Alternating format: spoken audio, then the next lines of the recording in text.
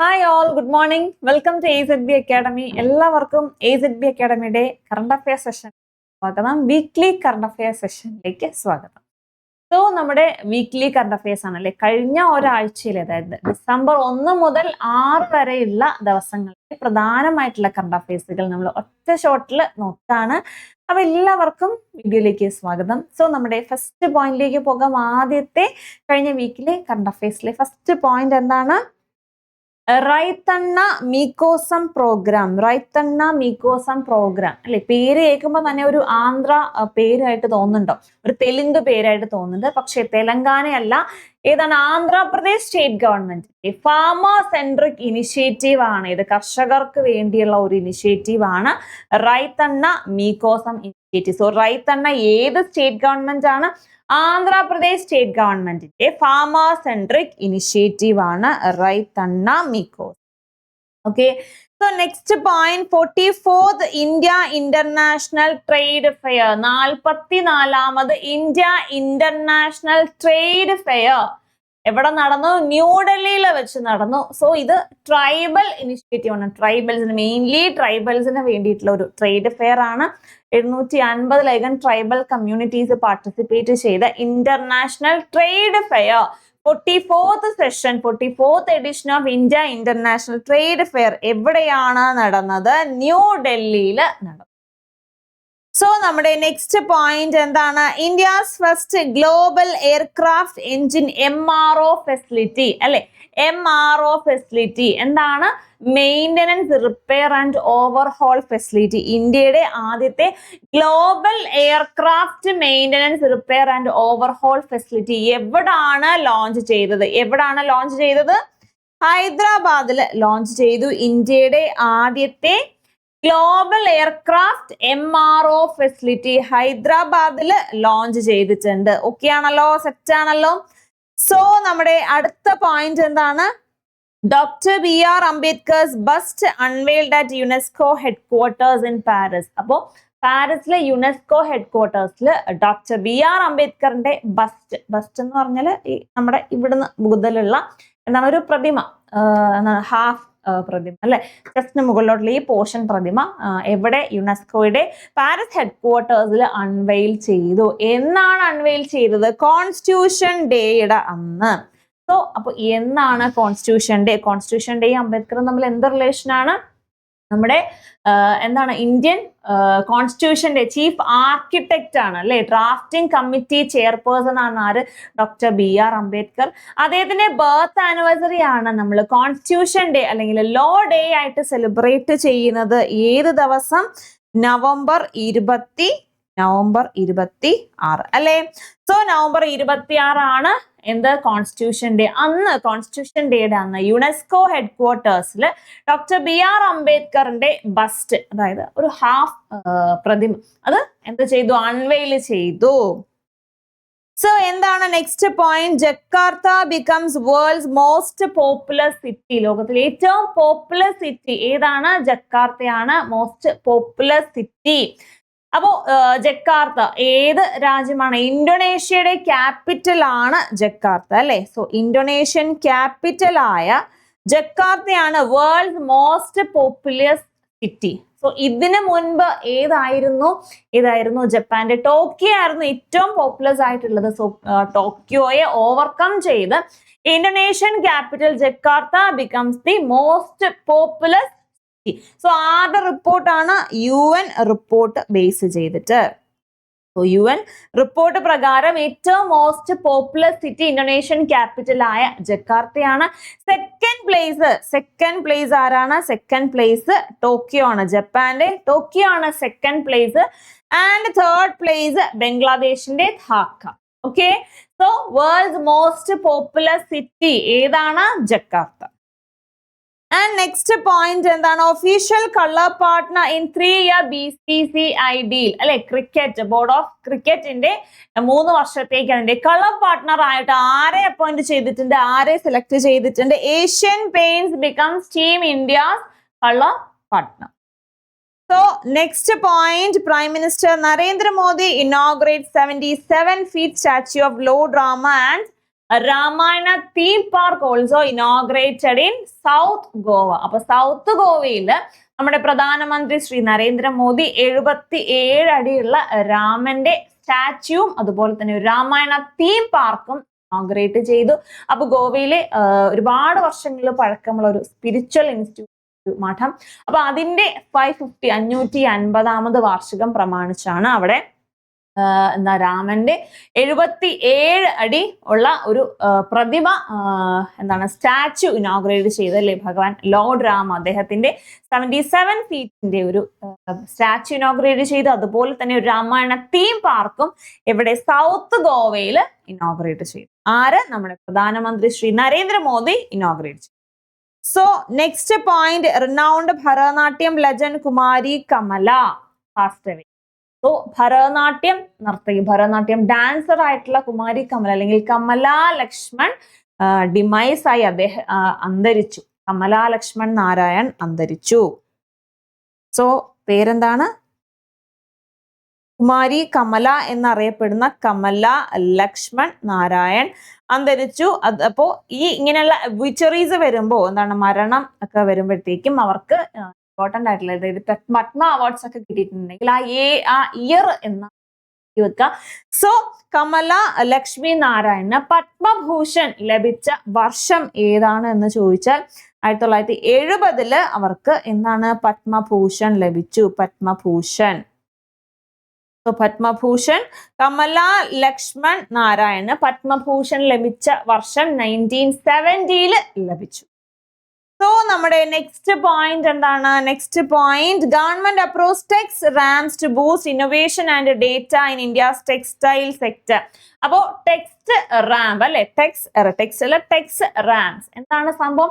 Textile industry സെക്ടറിൽ അല്ലെങ്കിൽ textile sector boost ചെയ്യാനായിട്ട്, അപ്പാരൽ സെക്ടർ ബൂസ്റ്റ് ചെയ്യാനായിട്ട് നമ്മുടെ സെൻട്രൽ ഗവൺമെന്റിന്റെ പുതിയൊരു ഇനിഷ്യേറ്റീവ് ആണ് ഏത്? Tex rams. ഏത് സെക്ടറാണ്? ടെക്സ്റ്റൈൽ സെക്ടറിന് വേണ്ടിയിട്ട്, ടെക്സ്റ്റൈൽ ഇൻഡസ്ട്രിക്ക് വേണ്ടിയുള്ള പുതിയൊരു ഇനിഷ്യേറ്റീവ് ആണ് ടെക്സ് റാംപ്. അപ്പൊ അതിന് വേണ്ടിയിട്ട് സെൻട്രൽ ഗവൺമെന്റ് അലോട്ട് ചെയ്ത തുക എത്രയാണ്?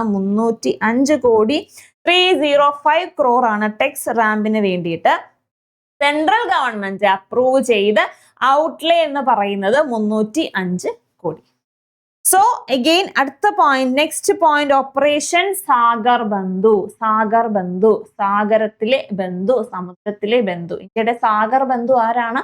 ശ്രീലങ്കയാണ് അല്ലേ. തൊട്ടടുത്ത് കിടക്കുന്ന സമുദ്രത്തിൽ കിടക്കുന്ന ഇന്ത്യയുടെ നെയ്ബറാണ്. സോ ശ്രീലങ്കയ്ക്ക് വേണ്ടിയുള്ള ഒരു ഹ്യൂമാനിറ്റേറിയൻ എയ്ഡ് ഓപ്പറേഷൻ ആണ് ഏത്? ഓപ്പറേഷൻ സാഗർ ബന്ധു. സോ ഏത് രാജ്യത്തിന് വേണ്ടിയിട്ടുള്ളതാണ്? ശ്രീലങ്കയ്ക്ക് വേണ്ടിയിട്ടുള്ള ഒരു എന്താണ് ഹ്യൂമാനിറ്റേറിയൻ എയ്ഡ്. ഇന്ത്യ നൽകുന്ന ഒരു ഹ്യൂമാനിറ്റേറിയൻ എയ്ഡ് ആണ്, ഒരു സഹായമാണ് ഓപ്പറേഷൻ സാഗർ ബന്ധു. റീസെന്റ് ആയിട്ട് ഒരു സൈക്ലോൺ നമ്മുടെ തമിഴ്നാട് കോസ്റ്റും അതുപോലെ തന്നെ ശ്രീലങ്ക കംപ്ലീറ്റ് ആയിട്ട്, തമിഴ്നാട്ടിൽ അധികം കാഷ്വാലിറ്റീസ് ഇല്ലെങ്കിലും ശ്രീലങ്കയിൽ ഒരുപാട് പേരുടെ മരണത്തിന് ഇടയാക്കിയ സൈക്ലോൺ ഏതാണ്? ദിത്വ സൈക്ലോൺ. സോ സൈക്ലോൺ ദിത്വയുടെ ഭാഗമായിട്ട് ഒരുപാട് കാഷ്വാലിറ്റീസ് ശ്രീലങ്കയ്ക്ക് ഉണ്ടായി. അപ്പൊ ആ ഒരു സൈക്ലോണിന് ശേഷം അതിന് ആഫ്റ്റർ എഫക്റ്റ് ഉള്ളവർക്ക് വേണ്ടിയുള്ള ഹ്യൂമാനിറ്റേറിയൻ എയ്ഡ് ആണ് ഏത്? ഓപ്പറേഷൻ സാഗർ ബന്ധു ആയിട്ട് ഇന്ത്യ നടത്തിയത്.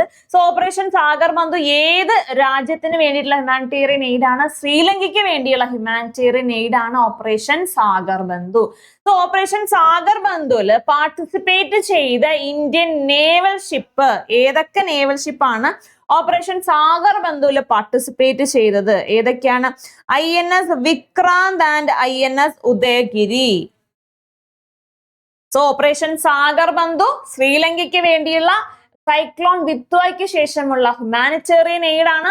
അതിൽ പാർട്ടിസിപ്പേറ്റ് ചെയ്ത നേവൽ ഷിപ്പുകൾ INS Udaygiri and INS Vikrant. So next point, Prime Minister Narendra Modi inaugurates Skyroot Aerospace Infinity Campus. Skyroot Aerospace Infinity Campus നമ്മുടെ പ്രധാനമന്ത്രി ശ്രീ നരേന്ദ്ര മോദി എവിടെ? ഹൈദരാബാദിൽ ഇനോഗ്രേറ്റ് ചെയ്തു. So Skyroot Infinity Campus recent എവിടെയാണ്? ഹൈദരാബാദിൽ ഇനോഗ്രേറ്റ് ചെയ്തു. നമ്മുടെ prime minister inaugurate. And next 60th GDP IGP conference, 60th 60ാമത്തെ director general of police and inspector general of police conference. ഇന്ത്യയിലുള്ള എല്ലാ DGPസിന്റെയും IGPസിന്റെയും കോൺഫറൻസ് എവിടെ നടന്നു? റായ്പൂരിൽ നടന്നു. എവിടെയാണ് റായ്പൂർ? ഛത്തീസ്ഗഡിൽ നടന്നു. എത്രാമത്തെ എഡിഷൻ ആണ്? 60ാമത്തെ DGP IGP director general and inspector general of പോലീസിന്റെ 60th സെഷൻ, 60ാമത്തെ സെഷൻ എവിടെയാണ് നടന്നത്? ഛത്തീസ്ഗഡിലെ റായ്പൂരിൽ നടന്നു. ആൻഡ് അത് ചെയർ ചെയ്തത് prime minister Shri Narendra Modi chair ചെയ്തു. Okay, next, government rules out dearness allowance, basic pay merger under 8th pay commission. അപ്പോൾ 8th CPC വരാനായിട്ട് പോവാണ്. കറന്റ് 7ാമത്തെ CPC, 7th CPC ആണ് നടക്കുന്നത്. ഇനി വരാൻ പോകുന്നത് 8th CPC, 8th സെൻട്രൽ പേ കമ്മീഷൻ വരുന്നതിന് മുൻപായിട്ട് എന്താണ് ഡിയർനെസ് അലവൻസും, അതായത് DAയും ബേസിക് പേയും മർജ് ചെയ്യും എന്നൊരു ന്യൂസ് ഉണ്ടായിരുന്നു. സോ അത് മർജ് ചെയ്യില്ല നമ്മുടെ ഗവൺമെന്റ് വ്യക്തമാക്കിയിട്ടുണ്ട്. സോ ബേസിക് പേയും ഡിയർനെസ് അലവൻസും 8th CPCക്ക് മുന്നോടിയായിട്ട് അത് മർജ് ചെയ്യില്ല എന്ന് ഗവൺമെന്റ് റൂൾസ് പുറത്തിറക്കില്ലെങ്കിൽ റൂൾ ഔട്ട് ചെയ്തു. Dearness allowance and basic pay മർജർ government rule out ചെയ്തു. ഓക്കെ, സോ 8th CPC എന്നാണ് വരാൻ പോകുന്നത്? അടുത്ത വരാൻ പോകുന്നത് അല്ലെ, ഓരോ 10 വർഷം കൂടുമ്പോഴാണ്. സോ അടുത്ത എന്നാണ് വരാൻ പോകുന്നത്? 2026 ജാനുവരി 1 8th CPC സ്റ്റാർട്ട് ആവും. അപ്പൊ 8th CPC, 8th സെൻട്രൽ പേ കമ്മീഷന്റെ ചെയർപേഴ്സൺ ആരാണ്? ജസ്റ്റിസ് രഞ്ജന ദേശായി. ജസ്റ്റിസ് രഞ്ജന പ്രകാശ് ദേശായി ആണ് ആര്? 8th CPCയുടെ ചെയർപേഴ്സൺ, സുപ്രീം കോടതി ജസ്റ്റിസ് ആയിട്ടുള്ള justice Ranjana Prakash Desai. So next point, 3rd annual Indian Military Heritage Festival. Indian Military Heritage Festival എവിടെ നടന്നു? ന്യൂഡൽഹിയിൽ നടന്നു. അതിന്റെ എത്രാമത്തെ എഡിഷൻ ആണ് റീസെന്റ് നടന്നത്? എത്രാമത്തെ എഡിഷൻ ആണ്? 3rd annual Indian Military Heritage Festival occurred at എവിടെയാണ്? ന്യൂഡൽഹിയിൽ നടന്നു. held at New Delhi. So National Industries Research and Development Council അല്ലെങ്കിൽ NIRDC introduces IND app. സംഭവം എന്താണ്? IND app അല്ലെ. അപ്പൊ MSMEക്ക് വേണ്ടിയിട്ടുള്ള അപ്രൂവൽസും ഒക്കെ കൊടുക്കാനുള്ള ഒരു ഡിജിറ്റൽ പ്ലാറ്റ്ഫോം ആണ് ഏത്? IND app. അപ്പൊ IND app ആരാണ് ലോഞ്ച് ചെയ്തത്? NIRDC ലോഞ്ച് ചെയ്തു. National industries research and development council IND app launch ചെയ്തു. ഏതാണ്? MSME സെക്ടറിന് വേണ്ടിയിട്ട് MSMEയുടെ അപ്രൂവലും അവരുടെ സർവീസസും ഒക്കെ നടത്താനുള്ള ഒരു ഡിജിറ്റൽ പ്ലാറ്റ്ഫോം ആണ് ഏത്? IND app. So next point, India's first water positive airport. ഇന്ത്യയിലെ ആദ്യത്തെ വാട്ടർ പോസിറ്റീവ് എയർപോർട്ട് ഏതാണ്? ഇന്ദിരാഗാന്ധി ഇന്റർനാഷണൽ എയർപോർട്ട് അല്ലെങ്കിൽ ഡൽഹി ഇന്റർനാഷണൽ എയർപോർട്ട് ആണ് ഇന്ത്യയിലെ ആദ്യത്തെ water positive airport. So water positive എന്നുകൊണ്ട് എന്താണ് ഉദ്ദേശിക്കുന്നത്? വാട്ടർ അവർ കൺസ്യൂം ചെയ്യുന്നതിനേക്കാൾ കൂടുതൽ വാട്ടർ ഹാർവസ്റ്റ് ചെയ്യുന്ന ആ ഒരു വാട്ടർ ഹാർവസ്റ്റിംഗ് ഇനിഷ്യേറ്റീവ് ഉള്ള ഇന്ത്യയിലെ ആദ്യത്തെ water positive airport Delhi international അല്ലെങ്കിൽ Indira Gandhi international airport. So Ahmedabad to host 2030 Commonwealth Games. അപ്പൊ 2030 കോമൺവെൽത്ത് ഗെയിംസ് ഹോസ്റ്റ് സിറ്റി ആയിട്ട് ഒഫീഷ്യലി അഹമ്മദാബാദിനെ ഡിക്ലെയർ ചെയ്തിട്ടുണ്ട്. ഗുജറാത്തിലെ അഹമ്മദാബാദ് ആണ് 2030 കോമൺവെൽത്ത് ഗെയിംസിന്റെ ഒഫീഷ്യൽ ഹോസ്റ്റ് സിറ്റി. സോ നൈജീരിയയും അഹമ്മദാബാദും ബിഡ് കൊടുത്തിട്ടുണ്ട്. ഇന്ത്യയും നൈജീരിയയും കൊടുത്തിട്ടുണ്ടായിരുന്നു. അതിൽ നിന്നും ഇപ്പോ ആരാണ് 2030 കോമൺവെൽത്ത് ഗെയിംസിന്റെ ഹോസ്റ്റ് ആയിട്ട് സെലക്ട് ചെയ്തിട്ടുള്ളത്? ഗുജറാത്തിലെ അഹമ്മദാബാദ് ആണ് ഹോസ്റ്റ് സിറ്റി. സോ നമ്മുടെ നെക്സ്റ്റ് പോയിന്റ് എന്താണ്? അടുത്ത point, Karnataka launches upgraded e-Swat 2.0. അപ്പൊ e-Swat 2.0 അപ്ഗ്രേഡഡ് e-Swat 2.0 ഏത് സ്റ്റേറ്റ് ഗവൺമെന്റ് ആണ് ലോഞ്ച് ചെയ്തത്? കർണാടക സ്റ്റേറ്റ് ഗവൺമെന്റിന്റെ e-Swat റൂറൽ ലാൻഡ് റെക്കോർഡ്സ് ഒരു ഇനിഷ്യേറ്റീവ് ആണ് അല്ലെ.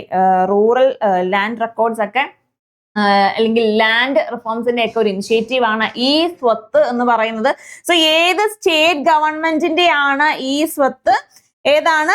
കർണാടക സ്റ്റേറ്റ്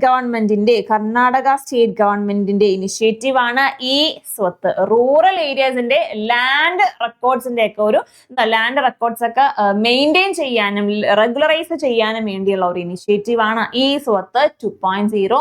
ഏത് സ്റ്റേറ്റ് ഗവൺമെന്റ് ആണ്? Karnataka state government. So India International Seaweed Expo and Summit, 7th India International Seaweed Expo and Summit എവിടെയാണ് നടന്നത്? എവിടെയാണ്? കൊച്ചി, കേരളയിൽ. So India International Seaweed Expo and Summit കൊച്ചിയിൽ നടന്നു. അതിന്റെ 7th edition ആണ് നടന്നത്. എവിടെ ഫോക്കസ്, അല്ലെങ്കിൽ ഏത് ഏരിയ ഫോക്കസ് ചെയ്യുന്നതാണ്? സീവീഡ് എക്സ്പോ ആൻഡ് സമ്മിറ്റ് ആണ്. മറൈൻ സെക്ടറും അതുപോലെ തന്നെ ബ്ലൂ ഇക്കോണമിയും ഒക്കെ ഫോക്കസ് ചെയ്യുന്ന India international seaweed expo and summit recently കൊച്ചിയിൽ വെച്ച് നടന്നു. അതിന്റെ എത്രാമത്തെ എഡിഷൻ? 7th എഡിഷൻ ആണ് നടന്നത്. സോ 26th ഹോൺബിൽ ഫെസ്റ്റിവൽ, 26ാമത് Hornbill festival. 26th Hornbill festival ഏത് സ്റ്റേറ്റിന്റെ ആണ് ഹോൺബിൽ ഫെസ്റ്റിവൽ വരുന്നത്? ഏത് സ്റ്റേറ്റിന്റെ ആണ്? നാഗാലാൻഡിന്റെ ആണ് ഈ ഹോൺബിൽ ഫെസ്റ്റിവൽ. 26ാമത് ഹോൺബിൽ ഫെസ്റ്റിവൽ കഴിഞ്ഞിട്ടുണ്ട്. സോ ഹോൺബിൽ ഫെസ്റ്റിവലിന്റെ സ്റ്റേറ്റ് പാർട്ട്ണർ, നാഗാലാൻഡിന്റെ ഹോൺബിൽ ഫെസ്റ്റിവലിന്റെ സ്റ്റേറ്റ് പാർട്ട്ണർ ആരായിരുന്നു? അരുണാചൽ പ്രദേശ് ആയിരുന്നു സ്റ്റേറ്റ് പാർട്ട്ണർ. ആരാണ്? Arunachal Pradesh. And country partners ആരൊക്കെയാണ്? UK ഉണ്ട്, അതുപോലെ തന്നെ France, Ireland, Switzerland,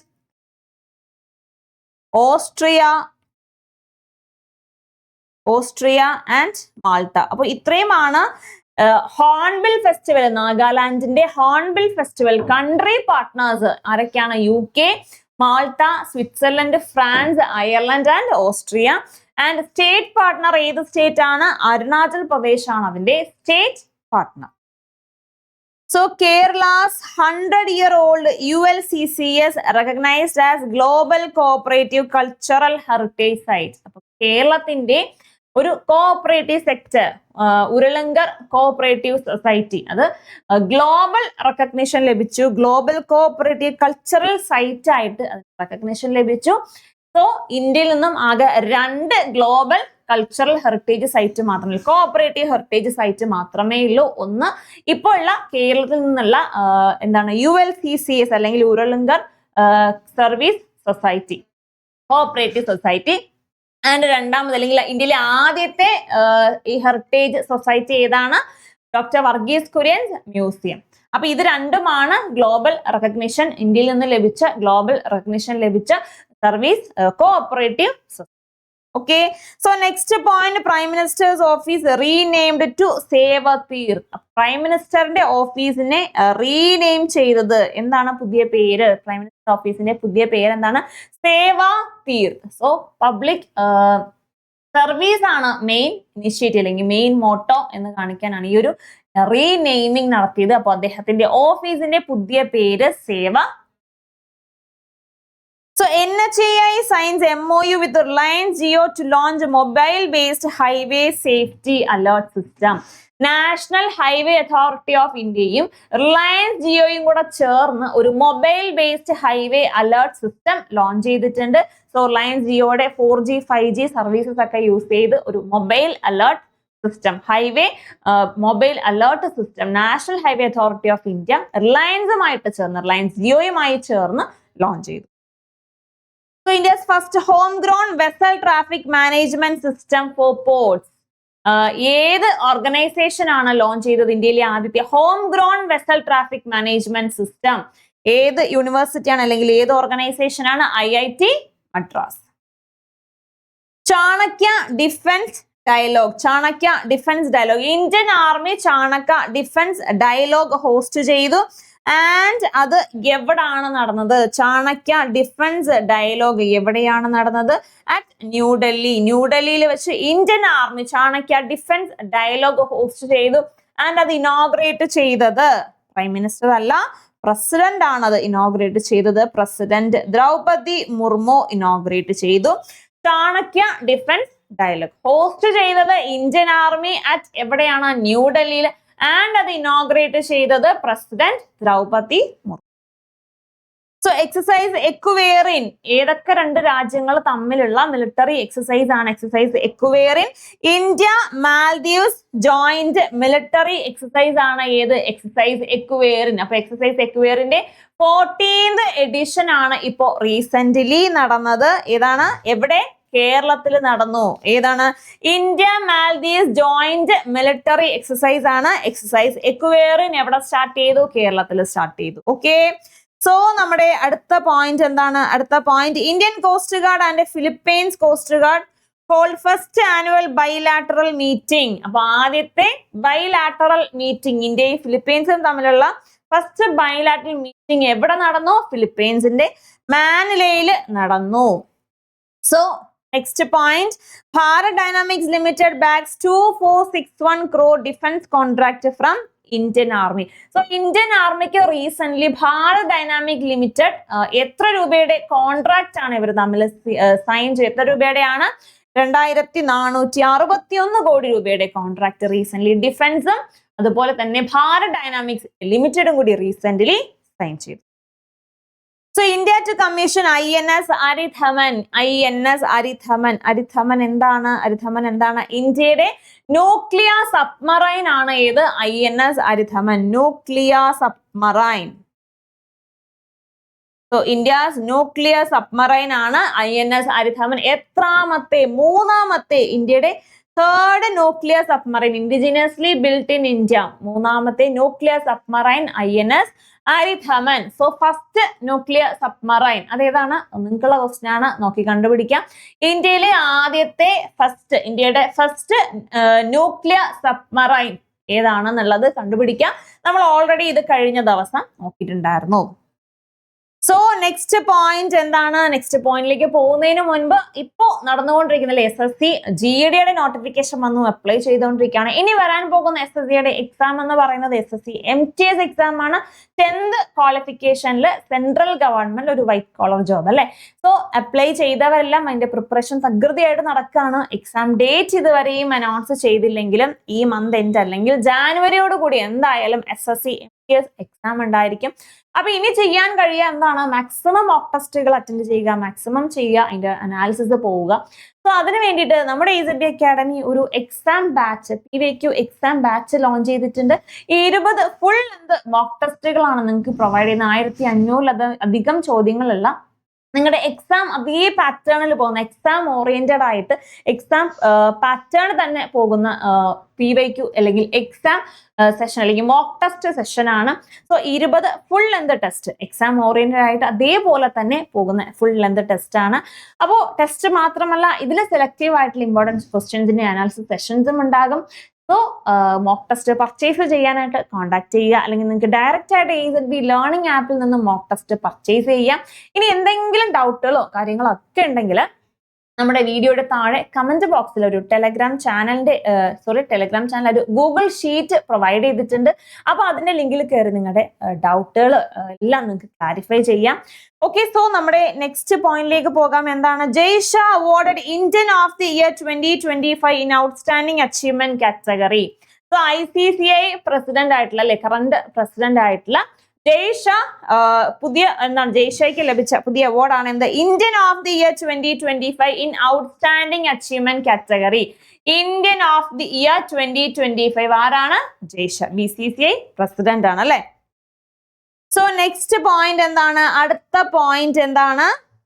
chief election commissioner Gyanesh Kumar to take charge as chair of IIDEA international institute for democracy and electoral അസിസ്റ്റൻസിന്റെ പുതിയ ചെയർപേഴ്സൺ ആയിട്ട് നമ്മുടെ ഇലക്ഷൻ കമ്മീഷൻ ചെയർമാൻ ജ്ഞാനേഷ് കുമാറിനെ അപ്പോയിന്റ് ചെയ്തിട്ടുണ്ട്. And Rohit Sharma named tournament ambassador for ICC men's 2020 world cup. അപ്പൊ ICC men's 2020 world കപ്പിന്റെ ambassador, tournament ambassador ആയിട്ട് ആരെ സെലക്ട് ചെയ്തു? രോഹിത് ശർമ്മയെ സെലക്ട് ചെയ്തു. So costliest player in WPL women's premier league അല്ലെ, IPL പോലെ തന്നെ വിമൺസ് പ്രീമിയർ ലീഗിലെ കോസ്റ്റ്ലിയസ്റ്റ് പ്ലെയർ, ഓപ്ഷനിൽ ഏറ്റവും കൂടുതൽ റേറ്റിൽ അല്ലെ ഓപ്ഷൻ ചെയ്ത പ്ലെയർ, ഈ വർഷത്തെ പ്ലെയർ ആരാണ്? Deepti Sharma becomes the costlier player in WPL session 2025. അപ്പോൾ എത്ര രൂപയ്ക്കാണ് ദീപ്തി ശർമ്മയുടെ ഓപ്ഷൻ നടന്നത്? എത്ര രൂപയ്ക്കാണ്? 3.2 crore, 3.2 കോടിക്കാണ് ഇതിന്റെ ഓപ്ഷൻ നടന്നത്. അപ്പൊ ഇതിനു മുൻപ് 2023 WPL ഏറ്റവും കൂടുതൽ രൂപയ്ക്ക് ഓപ്ഷൻ പോയത് ആരായിരുന്നു ഓർമ്മയുണ്ടോ നിങ്ങൾക്ക്? 3.4 കോടിക്കാണ്. 3.4 3.4 crore സ്മൃതി മന്ദാന ഓപ്ഷന് പോയത്. സ്മൃതി മന്ദാന. സോ WPL ഏറ്റവും കൂടുതൽ ഓപ്ഷൻ പോയ പ്ലെയറും ആര് തന്നെയാണ്? സ്മൃതി മന്ദനയാണ്. ഏത് വർഷം? 2023. അപ്പൊ സ്മൃതിക്ക് ശേഷം ഇപ്പൊ ആരാണുള്ളത്? ദീപ്തി ശർമ്മയാണ്. 3.2 crore ദീപ്തി ശർമ്മയും WPL രണ്ടാമത്തെ ഏറ്റവും ഏറ്റവും കൂടിയ കോസ്റ്റ്ലിയ പ്ലെയർ ആണ്. സെക്കൻഡ് മോസ്റ്റ് കോസ്റ്റ്ലിയ പ്ലെയർ ആണ് ദീപ്തി ശർമ്മ. ഈ സെഷനിൽ, ഈ സീസണിൽ ഏറ്റവും കോസ്റ്റ്ലിയർ ആരാണ്? ദീപ്തി ശർമ്മയാണ്. So Vivek Chaturvedi appointed Central Board of Indirect Taxes and Customs Chairman. അപ്പോൾ Central Board of Indirect Taxes and Customs Chairman, CBICയുടെ ചെയർപേഴ്സൺ ആയിട്ട് ആരെ അപ്പോയിന്റ് ചെയ്തു? വിവേക് ചതുർവേദിയെ അപ്പോയിന്റ് ചെയ്തു. ഓക്കെ, സോ നെക്സ്റ്റ് പോയിന്റ്, അത് അടുത്ത അപ്പോയിന്റ്മെന്റ് ആണ്. ITBP DG, ministry of home affairs, ITBP Indo Tibetan border ഫോഴ്സിന്റെ ഡയറക്ടർ ജനറൽ ആയിട്ടുള്ള പ്രവീൺ കുമാറിന് അഡീഷണൽ ചാർജും കൂടി കൊടുത്തിട്ടുണ്ട്. എന്താണ്? BSFന്റെ ഡയറക്ടർ ജനറൽ, ബോർഡർ സെക്യൂരിറ്റി ഫോഴ്സിന്റെ അഡീഷണൽ ചാർജും കൂടി കറണ്ട് ITBP DGക്ക് നൽകിയിട്ടുണ്ട്. ഇൻഡോ ടിബറ്റൻ ബോർഡർ ഫോഴ്സ് DGക്ക് നൽകിയിട്ടുണ്ട്. ആരാണ്? Praveen Kumar. So next point, air marshal തജ്ബീർ Singh assumes role of IAF DG. അപ്പൊ ഇന്ത്യൻ എയർഫോഴ്സിന്റെ ഡയറക്ടർ ജനറൽ ആയിട്ട് ആരെ അപ്പോയിന്റ് ചെയ്തു? തജ്ബീർ സിംഗിനെ അപ്പോയിന്റ് ചെയ്തു. സോ നെക്സ്റ്റ് അപ്പോയിന്റ്മെന്റ് ആണ് RBI appoints Usha Janaki Raman as executive director. So Usha Janaki രാമനെ എക്സിക്യൂട്ടീവ് ഡയറക്ടർ ആയിട്ട് അപ്പോയിന്റ് ചെയ്തിട്ടുണ്ട്. സൂപ്പർവിഷൻ വിങ്ങിന്റെ എക്സിക്യൂട്ടീവ് ഡയറക്ടർ ആയിട്ട് ഉഷ ജാനകി രാമനെ RBI അപ്പോയിന്റ് ചെയ്തു. ആൻഡ് LICയുടെ പുതിയ MD ആരാണ്? രാമകൃഷ്ണൻ ചന്ദർ ആണ് LICയുടെ പുതിയ MD. ആൻഡ് പഞ്ചാബ് നാഷണൽ ബാങ്കിന്റെ ഫസ്റ്റ് ഫീമെയിൽ ബ്രാൻഡ് അംബാസഡർ ആയിട്ട് റീസെന്റ് ആരെ അപ്പോയിന്റ് ചെയ്തിട്ടുണ്ട്? Indian women's cricket team captain Harmanpreet കൗറിനെ അപ്പോയിന്റ് ചെയ്തു. So railway board members, railway finance board member recently appoint ചെയ്ത റെയിൽവേ ഫിനാൻസ് ബോർഡ് മെമ്പർ ആരാണ്? Aparna Garg. Nagpur university names Manali Makarand as first woman vice chancellor. അപ്പോൾ university start ചെയ്തതിന് ശേഷം first time ആണ് ഒരു lady vice chair ആ പോസ്റ്റിലേക്ക് വരുന്നത്. അതുകൊണ്ട് തന്നെ അത് ഇമ്പോർട്ടന്റ് ആണ്. അപ്പോൾ ഏത് യൂണിവേഴ്സിറ്റി? നാഗ്പൂർ യൂണിവേഴ്സിറ്റിയുടെ ഫസ്റ്റ് വുമൺ വൈസ് ചാൻസലർ ആരാണ്? മണാലി മക്കറണ്ട്. സോ ഇനി നമുക്ക് ലാസ്റ്റ് സെഷൻ, അതായത് നമ്മുടെ ഇമ്പോർട്ടന്റ് ഡേയ്സിന്റെ പോയിന്റിലേക്കും കൂടെ പോകാം. So international day of solidarity with Palestinian people എന്നാണ്. November 29 international day with solidarity, international day of solidarity with Palestinian people.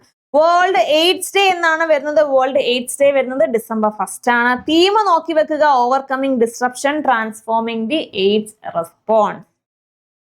So slavery, abolition of slavery എന്നാണ്. 2 December ആണ്. 2 December തന്നെ 3 ഇമ്പോർട്ടന്റ് ഡേയ്സ് ഉണ്ട്. അപ്പൊ അത് 3 ഒരേപോലെ നോക്കി വെക്കുക. പൊല്യൂഷൻ ഡേ, ലിറ്ററസി ഡേയും അതുപോലെ തന്നെ ഏതാണ്? സ്ലേവറി, അബോളിഷൻ ഓഫ് സ്ലേവറിയും വരുന്നത് December 2 ആണ്. അപ്പൊ അത് 3 നോക്കി വെക്കുക. International day of persons with disabilities, disabilities ആയിട്ടുള്ളവർക്ക് വേണ്ടിയുള്ള ദിവസമാണ് December 3. ഇന്ത്യൻ നേവിയുടെ ഇമ്പോർട്ടന്റ് ആണ്. ഇന്ത്യൻ നേവിയുടെ 4th December ഇന്ത്യൻ നേവിയുടെ റീസെന്റ് ഇന്ത്യൻ നേവിയുടെ സെലിബ്രേഷൻസ് എവിടാണ്? ട്രിവാൻഡ്രത്ത് ശംഖുമുഖത്താണ് നടന്നത്. അപ്പോ എന്നാണ് ഇന്ത്യൻ നേവി ഡേ വരുന്നത്? December. വേൾഡ് സോയിൽ ഡേ എന്നാണ് വരുന്നത്. വേൾഡ് സോയിൽ ഡേ December 5 ആണ് വേൾഡ് സോയിൽ ഡേ വരുന്നത്. സോ എന്താണ്? Healthy soil for healthy cities ആണ് ഈ വർഷത്തെ വേൾഡ് സോയിൽ ഡേയുടെ തീം എന്ന് പറയുന്നത്. Healthy soil for healthy cities. Okay, next international volunteer day. International volunteer day എന്നാണ് വരുന്നത്. ഇന്റർനാഷണൽ വോളണ്ടിയർ ഡേ December 5 ആണ് ഇന്റർനാഷണൽ വോളണ്ടിയേഴ്സ് ഡേ. ഓക്കെ അല്ലേ? സോ ഇമ്പോർട്ടന്റ് ആയിട്ടുള്ള ഡേയ്സ് നമ്മൾ കവർ ചെയ്തിട്ടുണ്ട്. അപ്പോ ഇത്രയും ആകുമ്പോൾ ഒരാഴ്ചത്തെ കറണ്ട് അഫയേഴ്സ് നമ്മൾ ഒറ്റ ഷോട്ടിൽ ഏകദേശം ഒരു അരമണിക്കൂർ അല്ലെ, അരമണിക്കൂർ കൊണ്ട് നമ്മൾ ഒരാഴ്ചത്തെ കറണ്ട് അഫയേഴ്സ് നമ്മൾ ഓടിച്ച് നോക്കിയിട്ടുണ്ട്. അപ്പൊ ഡെയിലി ഇനി നിങ്ങൾക്ക് കറണ്ട് അഫയേഴ്സ് നോക്കാൻ പറ്റുന്നില്ല, വീക്ക്ലിയെ പറ്റുന്നുള്ളൂ എങ്കിൽ വീക്ക്ലി നോക്കുക. ഇമ്പോർട്ടന്റ് ആയിട്ടുള്ള കറണ്ട് അഫയേഴ്സുകളെല്ലാം നമ്മൾ ഒറ്റ സ്ട്രെച്ചിൽ പോകുന്നുണ്ട്. അപ്പൊ ഇതിന്റെ PDF ഇതിന്റെ കൂടെയുള്ള നമ്മുടെ കമന്റ് ബോക്സിൽ കൊടുത്തിട്ടുള്ള ടെലഗ്രാം ചാനൽ നിന്ന് നിങ്ങൾക്ക് ലഭിക്കും. സോ ചാനൽ ജോയിൻ ചെയ്യുക. നമ്മുടെ സെഷൻ നിങ്ങൾക്ക് ഏതെങ്കിലും രീതിയിൽ പ്രയോജനപ്പെടുന്നുണ്ടെങ്കിൽ ഡെഫിനറ്റ് ആയിട്ടും സെഷൻ ലൈക്ക് ചെയ്യുക, നിങ്ങളുടെ ഫ്രണ്ട്സിനൊക്കെ ഷെയർ ചെയ്യുക, അപ്പോൾ തന്നെ കമന്റ് ചെയ്യുക. സോ ഓരോ ലൈക്കും നമുക്ക് വീണ്ടും നല്ല രീതിയിൽ ഇത് പെർഫോം ചെയ്ത് മുന്നോട്ട് കൊണ്ടുപോകാനുള്ള ഒരു പോസിറ്റീവ് എനർജി തരും. സോ ഡെഫിനറ്റ് ആയിട്ട് നിങ്ങൾ ലൈക്ക് ചെയ്യുക. അപ്പോൾ നമുക്ക് എന്തായാലും ഇന്നത്തെ സെഷൻ ഇവിടെ വെച്ച് വൈൻഡ് ചെയ്യാം. അപ്പൊ ഇനി എന്തെങ്കിലും നിങ്ങളുടെ അഭിപ്രായങ്ങളൊക്കെ ഉണ്ടെങ്കിൽ നിങ്ങൾ കമന്റ് ചെയ്യുക. സോ അപ്പോൾ ഇനി അടുത്ത സെഷനിൽ കാണാം. Thank you.